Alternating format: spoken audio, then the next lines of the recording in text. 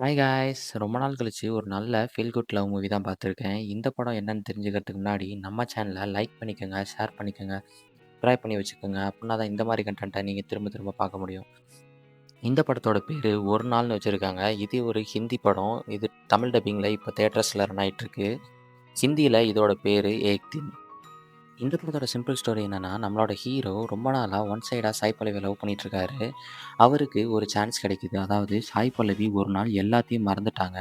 அன்னைக்கு வந்து ஹீரோ அவரோட பாய் ஃப்ரெண்டா, அதாவது சாய் பல்லவியோட பாய் ஃப்ரெண்டா ஒரே ஒரு நாள் இருக்கக்கூடிய சான்ஸ் கிடைக்குது. அந்த ஒரு நாள் இவரு என்னென்னலாம் பண்ணாரு, இவரு எப்படிலாம் சாய் பல்லவி மனச மாத்துனாரு, அண்ட் சாய் பல்லவிய எப்படி லவ் பண்ண வச்சாரு. அந்த ஒரு நாளுக்கு அப்புறம் சாய் பல்லவி எல்லாத்தையுமே மறந்துருவாங்க. அதுக்கப்புறம் என்ன நடந்துச்சுங்கிறது தான் இந்த படத்தோட சிம்பிள் ஸ்டோரி.